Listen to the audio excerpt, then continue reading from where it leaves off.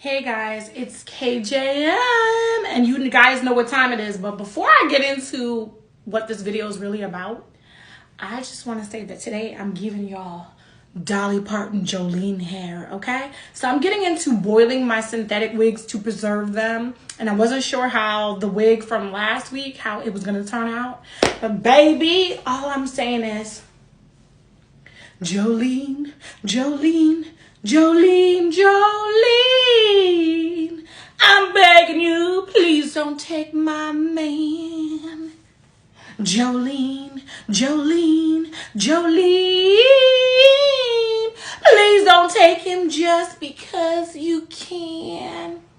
Child, that's what a wig will do to you. I'm feeling like Jolene today. I know I was singing this song, but after listening to those lyrics, I realized I've spent more years being Jolene than Dolly. But today, I've got Dolly hair. Okay, shout out to Dolly Parton. Okay, let's get into this review because y'all know I got another Countdown to Christmas review coming up right now and lots of surprises about this review. Okay, guys, you know what time it is. It is time for another Countdown to Christmas movie review. Now, early this morning, I decided to watch last night's Flipping for Christmas. Oh, shoot, I forgot to turn off my heat. Hold on, I don't want y'all to hear that sound. Child, I feel so embarrassed that heat kicked in. And it is, I think it's November 4th. As a Northerner, we usually pride ourselves on not turning on the heat until our souls feel like they are going to freeze. So anytime I have to turn on the heat at night before I go to bed in November, a little part of me dies inside because heat is expensive. And so my secret is out. The last 2 nights I've had to sleep with the heat on, and I'm embarrassed about it because it's not even December. I try to hold out till right around Christmas. Okay, that is a great opening for this Flipping Christmas review. Okay, Flipping for Christmas premiered last night at 8 p.m. Eastern on the Hallmark channel, and it is starring Ashley Newborough and Marcus Rosner. Okay, let me just tell y'all, Marcus has a huge following, and I didn't realize that until they have a little rodeo show on that I did not watch, and Marcus was in it for like the first episode, and people were so upset that he got killed in it or whatever, or unalived in it. Excuse me, TikTok. Anywho, so I didn't know what was the big thing about him. He was in Notes of Autumn with Ashley Williams, and I love everything that Ashley ever does. So therefore, hold on one second. Sorry about that. I mean, this is so crazy, but I'm still gonna get this review done. Anyway, Mark was in Marcus, but I'm calling him Mark because now I am a fan of him after watching Flipping for Christmas, and I know y'all are surprised. But anyway, he was in Notes of Autumn this fall, starring with Ashley Williams, and I love everything she does because I just think she's so cute and she's funny, and I really love almost everything I've ever seen her in. So I was thinking maybe that's why I liked Mark. But watching Flipping for Christmas, I realized the boy next door charm that Mark has. All right, I wanted to hate Flipping for Christmas, okay? I wanted to hate it, but I'm actually giving this movie a 7 out of 10. Now, you know my rules. If I score a movie 7 or above, then it is something you should add to your Christmas list. When Megan and I first saw the previews for Flipping for Christmas, Hallmark has tried this flipping houses type of theme before, and it just doesn't work. We're usually bored. I saw some Hallmarkies said under the comments under the Hallmark Facebook page for this movie, some people said they change the channel within 15, 20, or 30 minutes. If you change the channel on Flipping for Christmas, baby, next time it's on, please go back and watch because I'm giving it a 7 out of 10, and I'm telling you it's the best flipping movie that Hallmark has had. I'm not usually into the flipping movies. I wanted to hate this. I'm watching it early in the morning. I'm like, what am I watching? All right. Let's get into it. All right. So Abby is a real estate. She has her own real estate company, and she lands this big client where he wants her to revamp an entire street in some city. I don't know what city Abby's in.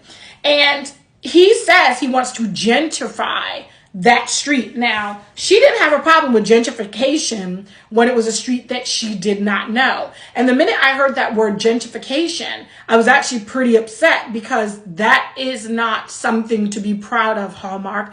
But when you end up seeing what Hallmark does with gentrification in this movie, you realize that Hallmark gets it. It's really not a great thing. We want to leave historical neighborhoods the way how they are. We don't want to kick people out so big high-rise condos can come in. We just don't want to be doing that. So I was a little nervous when I heard the gentrification word because I was like, where are we going with this, Hallmark? Like, where are we going with this? Anyway, Abby lands the account, and then she has to go back to visit her sister and brother-in-law in Brenbury. I don't know what state it's supposed to be, but their motto is the city where serenity lies, or something like that. Hold on, I wrote it down.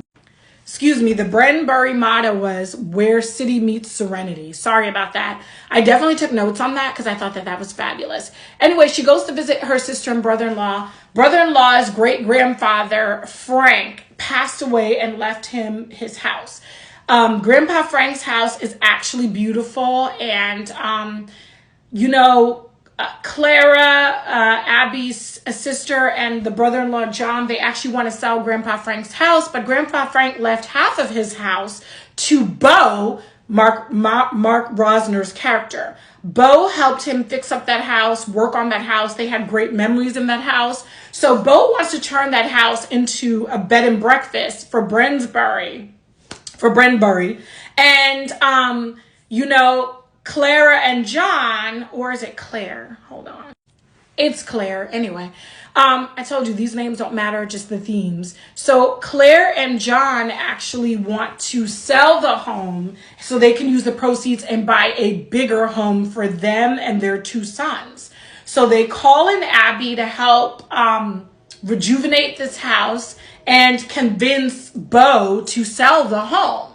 Abby gets there. She wants to support them because this is the first Christmas without her mom. And her dad is now staying in Claire and John's garage. Because after the mom died, he moved in with her sister. So they only have one bathroom. They don't even have enough room for Dad, who's going through the first Christmas without his wife. And so Abby wants to support her sister and brother-in-law. So she decides to work on this house with Bo. Bo is adamant that this house has a lot of charm to it. It should be turned to a bed and breakfast for Brenbury.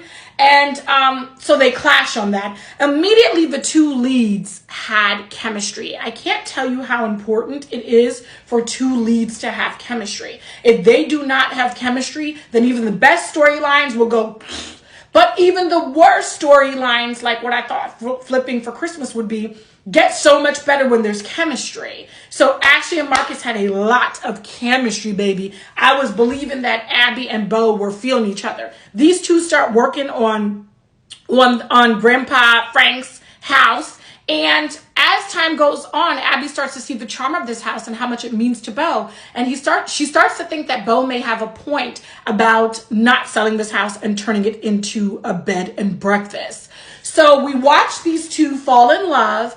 And during that time, Davicare, the same company that wanted to gentrify a neighborhood that Abby did not know, now got a tip from Abby's assistant that Brenbury has some sort of lot available. So they plan to offer money to that small town and gentrify that town.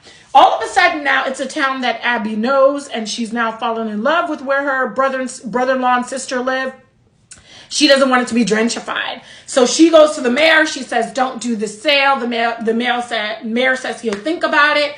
But then Davicare came back, and they literally gave a 10% even higher offer. So the mayor decides it's a good deal. It will help the town bring money into the town, not realizing that this company is going to gentrify the whole town and probably put Starbucks every damn place instead of having mom and pop coffee shops. Well, make a long story short, Abby was able to convince the mayor that this lot is worth keeping within the town because it's got animals on it and it's something that needs to be preserved. Okay, stay tuned for part 2 of this. I'm so sorry, but this is going to take more time.